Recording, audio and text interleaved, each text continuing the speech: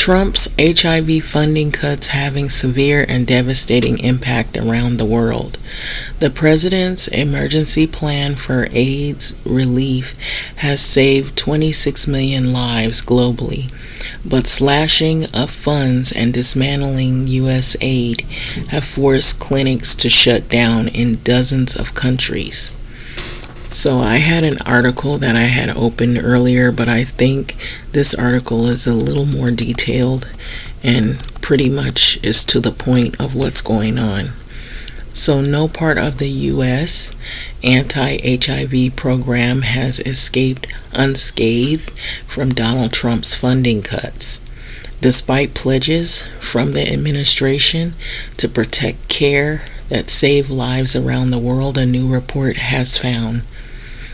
So funding cuts of the president's emergency plan for AIDS relief, it's called PEPFAR, have caused severe and devastating disruption globally. With thousands of staff laid off, many clinics have closed, according to the research being presented next week at the 26th International AIDS Conference in Rio de Janeiro, Brazil. It warns that the changes in the U.S. policies risk reversing progress in the fight against HIV and AIDS. So more people could die, not because they don't have any medicine to keep them living. You have medicine to keep you living, you just don't have the access or the resources, or the funding was cut for programs for people to get the medicine. That's pretty much what's going on, and a lot of clinics have closed. Organizations still in receipt of the U.S. funding are also changing what they do to comply with the Trump administration policies targeting diversity, equity, and inclusive DEI initiatives.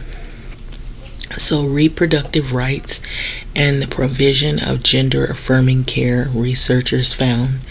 Elise Lankowitz from the AIDS Research Foundation, AMFAR, and co-led author of its PEPFAR Pulse report, said disruption was incredibly widespread. No part of the program really escaped unscathed, and that includes areas of the program that this administration intended to protect. PEPFAR is credited with saving more than 26 million lives and changing the trajectory of the HIV epidemic since it was set up in 2003 during George W. Bush presidency. It works through partner organizations around the world who find people at risk and offset them, testing for HIV protection against the virus, such as condoms, medicines that is, and treatment if needed. However, many of its grants were abruptly withdrawn by the Trump administration in 2025. More than half have been managed by U.S. aid. The agency dissolved by Trump in July of 2025, so Trump is no longer a part of U.S. aid. So that's what it meant by they dissolved. So you know what that means with the fight against AIDS. So that is not a good sign at all. So a waiver that was issued months before in February of 2025 theoretically allowed program providing life-saving treatment or preventing mother-to-child HIV transmission to continue. The reality is it's incredibly hard to cut one award without there being ripple effects throughout the system. This is said by Lankowitz. I may not be pronouncing the name correctly, so I'm sorry for that. So this is what you see, a protest right here in New York calling for the closure of Delaney Hall Immigrant Detention Center, denouncing the Trump administration cuts to HIV/AIDS funding as well. Okay, So AMFAR surveyed 166 organizations across 46 countries that had been due to receive PEPFAR funding in 2025. More than half of the respondents had at least one terminated award, resulting in more than 1,700 closed clinics, drop-in centers, and other sites as well. Prevention services were particularly hard hit. More than 16,000 full-time staff have lost their jobs. So almost 2/3 of the organizations providing services to prevent mother-to-child HIV transmission reported disruption, with a fifth ending services entirely. So a fifth of the organizations providing HIV care and treatment stopped at least one service, the researchers found. Many said that they were unable to obtain supplies of laboratory commodities, condoms, or drugs. So 5 surveyed organizations had closed, 3 as a direct result of losing PEPFAR funding. And however, the researchers said that this is likely a significant undercount, since closed organizations would no longer have active email accounts by which to receive the surveys. So there could be a lot more services that have been closed than the ones that they have listed. Services for the key population of people most vulnerable to HIV, such as gay, transgender people, injectable drug users, sex workers, were most likely to have ended.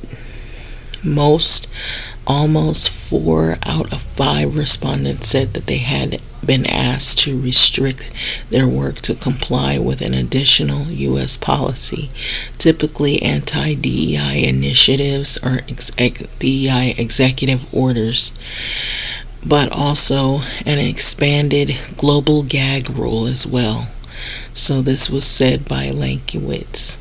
So a global gag rule would mean you can't open your mouth and say anything about this. I would believe you'd have to keep this confidential or disclosed to no one, but only people that are within your organization. So they made pretty dramatic shifts to their program to align with these new policies, she said, adding that this included ending services tailored to specific people such as sex workers, as well as support for victims of gender-based violence. So Greg Millett, a member of a study team, said that until now, much of the discussion about the impact of recent PEPFAR disruptions has relied on projections and modeling. This study provides some of the first real-world data. The results mirror earlier analysis of U.S. government data, which showed a severe drop in numbers of frontline health workers, HIV diagnoses, and prevention programs. These disruptions threaten to reverse progress towards controlling this epidemic HIV, Millett told a press briefing ahead of the AIDS 2026 conference, which is organized by the International AIDS Society.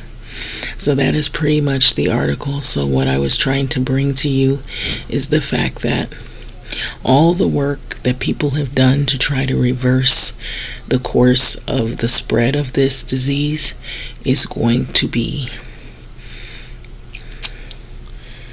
let's say, reversed back, going backward.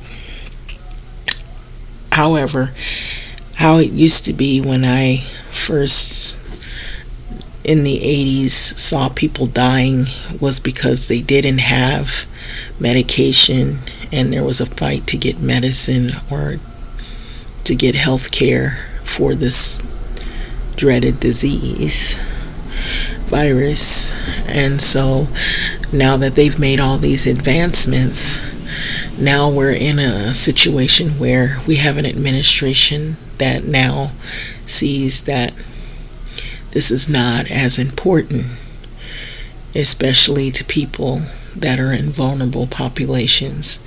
And now we're going to see things reverse their course of progress. So this is not good at all, folks. Things are just ramping up, and if we thought this was bad, there's a lot of other things that have been cut. Schools, universities have been cut. The funding, if you mention anything having to do with people of color, people from any background other than Caucasian, it's viewed as being racist. So they pulled the funding from the schools. They pulled the funding from these medicines.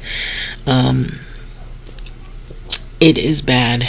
And so this is not a surprise at all. So it is getting worse. And what this is looking like is probably more than likely more people are going to succumb to no longer being just somebody that's HIV positive. They're going to probably progress to AIDS because of not having the resources or not having enough funding for medication.